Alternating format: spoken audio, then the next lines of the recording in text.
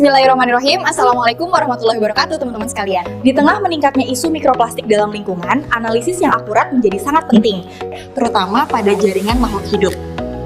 Kami dari kelompok 2 dengan anggota Fatir Al-Khaira dan Dita Safira akan membahas topik tersebut dalam presentasi berjudul PyGCMS MS Quantification of Microplastics in Vertebrate Tissues Addressing False Positives of Polyethylene. Outline yang akan dibahas yaitu pendahuluan latar belakang penelitian tujuan penelitian Small Microplastics SMPS, dan jenis polimer, permasalahan analisis mikroplastik pada jaringan biologis prinsip, dan instrumen PyGCMS Sound MS, pemilihan gas pembawa pada PyGCMS MS, kolom ZBI MS+, dan interaksi fragmen pirolisis kurva Van Diemter, dan jenis detektor GC, triple quadruple dan pentingnya SRM sampel, dan preparasi jaringan vertebrata mekanisme false positive polyethylene, PE, strategi identifikasi dan validasi PE, Limit of Quantification, LOKI, setiap polimer hasil dan pembahasan penelitian. Kelebihan dan keterbatasan metode kesimpulan daftar pustaka. Baiklah, yang pertama, pendahuluan di mana? Jurnal ini membahas pengembangan metode analisis mikroplastik berukuran kecil atau Small Microplastics, SMPS, pada jaringan pencernaan burung camar kaki kuning, Yellow-legged gull, menggunakan teknik PyGCMS MS, Pyrolysis Gas Chromatography Tandem Mass Spectrometry. Penelitian diawali dari permasalahan global mengenai meningkatnya produksi plastik yang menyebabkan pencemaran mikroplastik di seluruh lingkungan, termasuk masuk ke tubuh hewan dan manusia. Peneliti menjelaskan bahwa hingga saat ini masih sangat sedikit informasi mengenai bagaimana mikroplastik berada, berpindah, dan terakumulasi di dalam tubuh vertebrata. Hal ini terjadi karena metode analisis mikroplastik pada jaringan biologis masih memiliki banyak keterbatasan, terutama munculnya false positif akibat gangguan dari lemak dan senyawa biologis lain.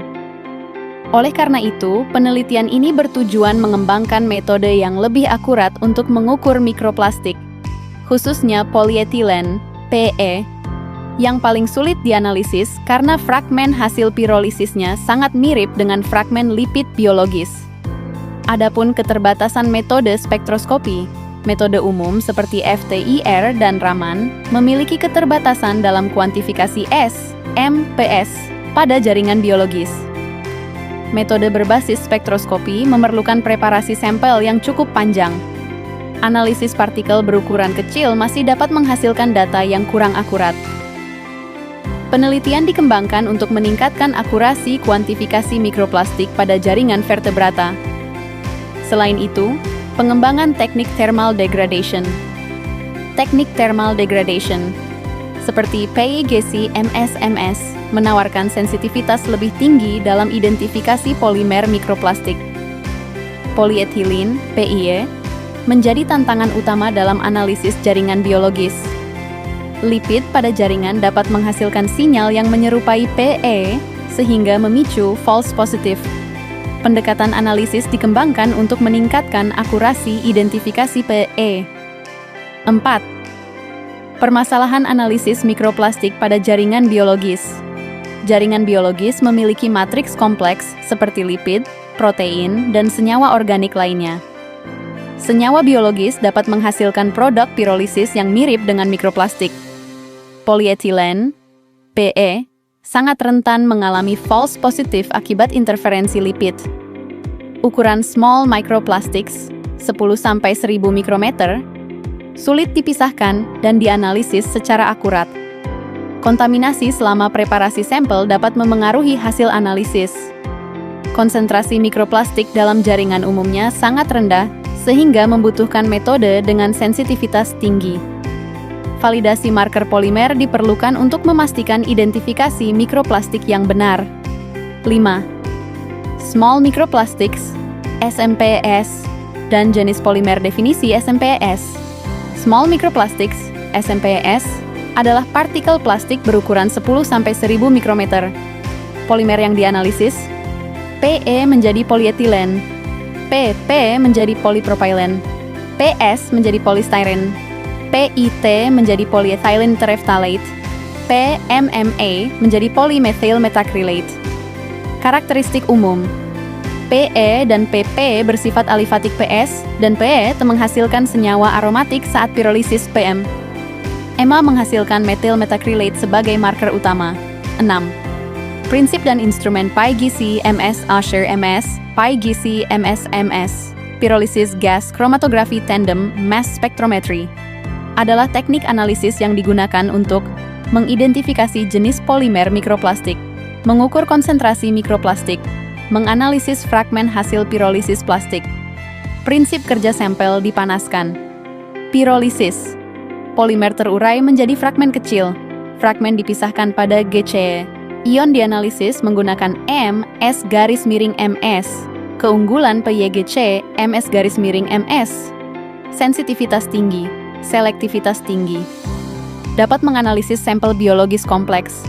Cocok untuk analisis mikroplastik dalam jaringan hewan. 7. Pemilihan gas pembawa pada PYGC MS gas pembawa pada GC MS membawa fragmen hasil pirolisis ke kolom GCE, membantu pemisahan senyawa selama analisis, mempengaruhi efisiensi kromatografi. 8. Kolom ZP5 MS+ dan interaksi fragmen pirolisis. Kolom GC yang digunakan menggunakan kolom ZB strip 5 MS+. Memiliki fase diam 5% fenil dan 95% metil polisiloxane. Cocok untuk analisis hidrokarbon dan senyawa aromatik. Mekanisme pemisahan-pemisahan terjadi melalui gaya van der Waals. Rantai karbon lebih panjang memiliki waktu retensi lebih lama. Fragmen pirolisis PE menghasilkan alkena, alkadiena, dan hidrokarbon rantai panjang. Marker utama C14 alkadien dan C24. 9. Kurva Van Deemter dan jenis detektor GC. Kurva Van Deemter menjelaskan hubungan antara flow gas dan efisiensi kolom GC. Flow rendah maka peak melebar. Flow tinggi maka resolusi menurun. Flow optimum maka pemisahan terbaik. Aplikasi pada analisis PE fragmen PE C14 sampai C28 memiliki struktur yang mirip. Dibutuhkan flow optimum dan resolusi tinggi. Bertujuan memisahkan hidrokarbon homolog dan lipid. Jenis detektor GCFID sangat sensitif terhadap hidrokarbon. Banyak digunakan untuk senyawa organik. T, C, D, detektor universal, cocok untuk analisis gas. E, C, D, sangat sensitif terhadap senyawa halogen. Digunakan pada pestisida. F, PD, dan NPD, selektif terhadap sulfur, fosfor, dan nitrogen. MS, memberikan informasi struktur molekul, sensitivitas dan selektivitas tinggi. MS, 2 tahap analisis massa. Selektivitas lebih tinggi dibanding MS biasa, cocok untuk matriks biologis kompleks. 10. Triple quadrupole dan pentingnya SRM. Sistem MS terdiri dari 3 quadrupole. Ki1, Ki2, dan Ki3. Ki1 memilih precursor ion. Ki2 menjadi tempat fragmentasi ion, CID. Ki3 memilih produk ion spesifik, alur analisis. Precursor ion menjadi fragmentasi menjadi produk ion. Pentingnya SRM pada analisis mikroplastik lipid biologis dapat menghasilkan fragmen mirip PE. Kondisi ini dapat menyebabkan false positif. SRM membantu meningkatkan selektivitas dan sensitivitas, mengurangi interferensi lipid dan meningkatkan akurasi kuantifikasi. Selected Reaction Monitoring, SREM. SRM memantau precursor ion menjadi produk ion. Contoh, M/Z82 menjadi 67. 2 jenis transisi. TKI, Transition Quantification, digunakan untuk kuantifikasi. TCK, Transition Confirmation, digunakan untuk konfirmasi identitas. Fungsi rasio TC/TKI memastikan identitas senyawa. Mendeteksi coelution. Memvalidasi hasil analisis. Peneliti menggunakan limf burung camar yang mati dan kemudian dilakukan nekropsi untuk mengambil organ pencernaannya, yaitu esophagus, proventriculus, ventriculus, dan usus. Tahap pertama dilakukan pemisahan organ pencernaan dan penghilangan plastik besar berukuran lebih dari 1 mm agar fokus penelitian hanya pada mikroplastik kecil. Selanjutnya organ dibekukan dan dikeringkan menggunakan freeze dryer agar kadar air hilang dan sampel lebih stabil. Setelah itu dilakukan cryogrinding atau penghancuran beku sehingga jaringan menjadi homogen dan mudah dicerna secara kimia. Tahap digestasi dilakukan menggunakan larutan KOH 10% selama 48 jam pada suhu ruang untuk menghancurkan jaringan biologis tanpa merusak plastik. Setelah jaringan larut, dilakukan filtrasi menggunakan filter stainless steel dan filter GF_F untuk menangkap mikroplastik yang tersisa. Filter kemudian digerus kembali agar homogen sebelum sebagian kecil sampel dimasukkan ke alat PGCMS_MS. Keseluruhan proses ini menunjukkan bahwa peneliti sangat memperhatikan kontrol kontaminasi agar plastik dari lingkungan laboratorium tidak ikut terbaca sebagai sampel. 12. Mekanisme false positive polyethylene (PEE). PE menghasilkan alken dan alkadien saat pirolisis. lipid biologis juga menghasilkan fragmen hidrokarbon serupa. Marker PE rantai pendek, C14-C21, overlap dengan lipid. GCMS garis miring MS dapat salah mendeteksi lipid sebagai PE. Kondisi ini menyebabkan false positif dan overestimasi PE. Marker rantai panjang, lebih dari C22, digunakan untuk meningkatkan selektivitas PE. Marker lebih dari C22 lebih sedikit dipengaruhi interferensi lipid. Pada tahap analisis instrumen, teknik PGCMS-MS bekerja dengan memanaskan sampel hingga sekitar 600 derajat Celcius, sehingga polimer plastik terurai menjadi fragmen kecil yang khas. Fragmen ini kemudian dipisahkan menggunakan kromatografi gas dan dideteksi menggunakan tandem mass spectrometry. Penelitian ini memfokuskan analisis pada 5 polimer utama, yaitu PE, PPE, PS, PET, dan PEMMA, karena kelima polimer ini paling umum ditemukan di lingkungan. Peneliti menjelaskan bahwa setiap plastik menghasilkan fragmen khas yang disebut marker. Namun masalah terbesar muncul pada PE, karena fragmen hasil pirolisis lipid biologis ternyata sangat mirip dengan fragmen PE. Oleh sebab itu peneliti mencoba mencari marker PE dengan rantai karbon lebih panjang dari lipid alami tubuh. Pada skema mekanisme pirolisis PE dan lipid biologis dijelaskan bahwa PE saat dipanaskan mengalami pemutusan rantai acak dan menghasilkan alkene serta sistem validasi. Menggunakan dua transisi ion, transition quantification, TQ, transition confirmation, TCI. Kriteria validitas. Perbedaan rasio, TCI per TQ maksimal 30%. Minimal 4 marker tervalidasi. Retention time harus sesuai standar. Hasil, false positif berhasil dikurangi secara signifikan. 14. Limit of quantification, ILOQ. Setiap polimer. LOQ menunjukkan batas minimum polimer yang dapat dikuantifikasi. PMMA, PP, dan PS memiliki LOQ rendah sebesar 1 mikrogram per gram. PET memiliki LOQ 10-21 mikrogram per gram akibat airborne contamination. PE memiliki LOQ tertinggi yaitu 50 mikrogram per gram. LOQ PE meningkat karena penggunaan marker lebih dari CE22 untuk mengurangi false positif. Hasil dan pembahasan penelitian. Pada gambar 2 dijelaskan bagaimana pentingnya validasi sinyal dalam analisis PMMA, di mana menggunakan dua jenis transisi ion yaitu transition quantification, TQ, dan transition confirmation, TCE. Pada kondisi awal, sinyal PMMA ternyata bercampur dengan heptana sehingga rasio TC per T sangat tinggi, dan hasil dianggap tidak valid. Setelah kondisi kromatografi diperbaiki, PMMA berhasil dipisahkan dari heptana dan rasio TC per T menjadi sesuai standar. Akibatnya konsentrasi PMMA yang awalnya diperkirakan 4,6 mikrogram per gram turun menjadi 0,6 mikrogram per gram. Hasil ini menunjukkan bahwa tanpa validasi yang ketat, kuantifikasi mikroplastik dapat menjadi sangat berlebihan dan tidak akurat. Pada gambar 3, peneliti membandingkan marker PE rantai pendek dan panjang. Marker C14 menunjukkan banyak gangguan sinyal karena bercampur dengan senyawa biologis lain, sedangkan marker CE24 lebih spesifik terhadap PE. Namun marker rantai panjang menghasilkan intensitas sinyal lebih rendah, sehingga batas kuantifikasi atau LOQ meningkat. Artinya metode menjadi lebih akurat, tetapi sensitivitasnya menurun. Peneliti memilih tetap menggunakan marker panjang karena prioritas utama penelitian ini adalah menghindari false positif. Pada gambar 4 dijelaskan pemilihan ion untuk polypropylen, PPE. Peneliti membandingkan ion M per Z70 dan M per Z126. Ion M per Z70 memang menghasilkan sinyal kuat, tetapi banyak gangguan sehingga kurang spesifik. Sebaliknya, ion M garis miring Z126 menghasilkan sinyal lebih bersih dan lebih spesifik terhadap PP. Hal ini menunjukkan bahwa pemilihan ion pada spektrometri massa sangat menentukan kualitas identifikasi mikroplastik. Pada gambar 5 diperlihatkan perbandingan profil kromatogram jaringan mentah, ekstrak lipid, jaringan setelah digestasi, dan PE murni. Hasil menunjukkan bahwa jaringan mentah menghasilkan banyak sinyal organik yang menutupi sinyal plastik. Setelah digestasi, jumlah sinyal organik berkurang drastis tetapi masih terdapat residu lipid yang menghasilkan fragmen menyerupai PE. Peneliti menemukan bahwa sebagian besar sinyal jaringan biologis berada pada rantai karbon di bawah CE22. Hal ini semakin memperkuat alasan penggunaan marker PE rantai panjang. Gambar ini menjadi bukti penting bahwa digestasi saja belum cukup menghilangkan gangguan biologis, sehingga strategi marker khusus tetap diperlukan. Pada gambar 6 ini terlihat bahwa distribusi mikroplastik berbeda pada setiap organ dan setiap individu burung. Hal ini menunjukkan bahwa tingkat paparan mikroplastik dipengaruhi oleh makanan, lingkungan, dan kebiasaan makan burung tersebut. Beberapa sampel menunjukkan konsentrasi sangat tinggi hingga ribuan mikrogram per gram.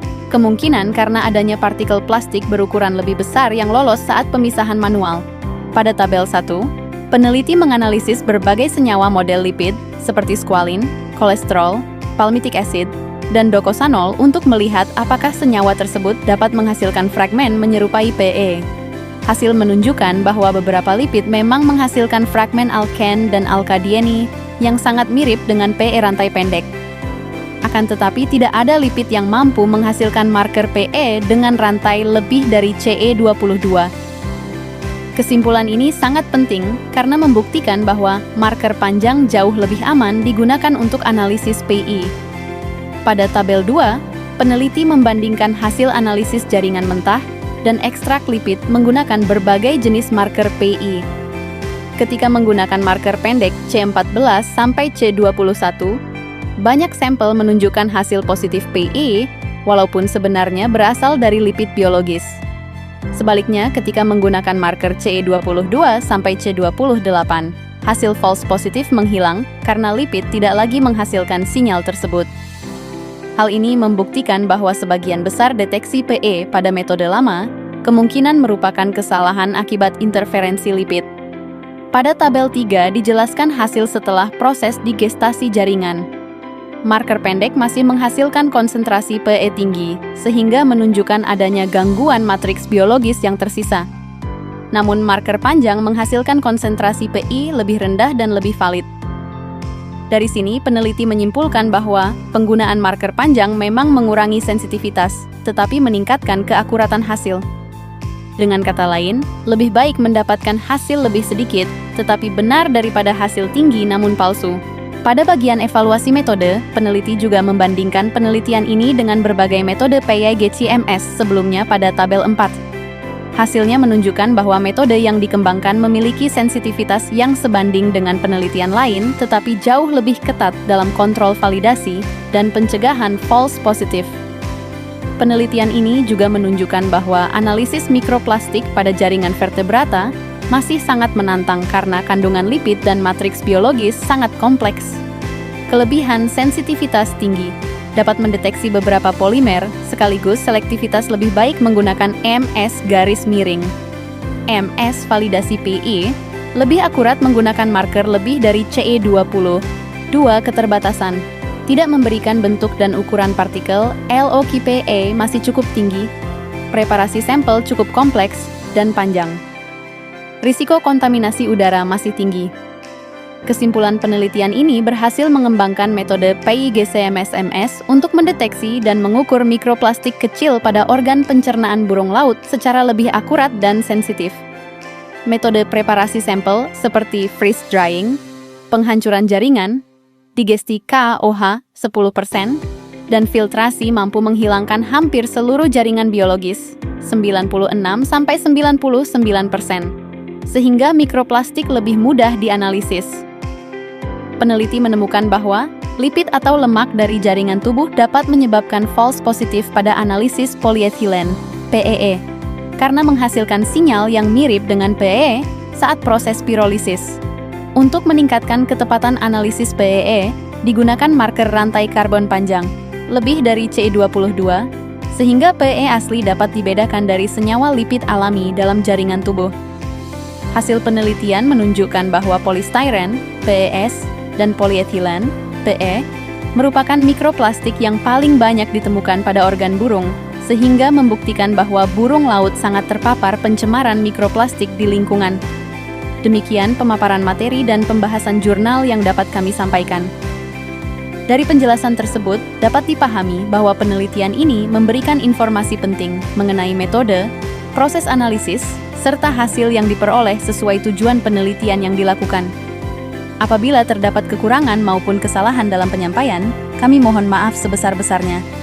Atas perhatian dan kesempatan yang diberikan, kami ucapkan terima kasih.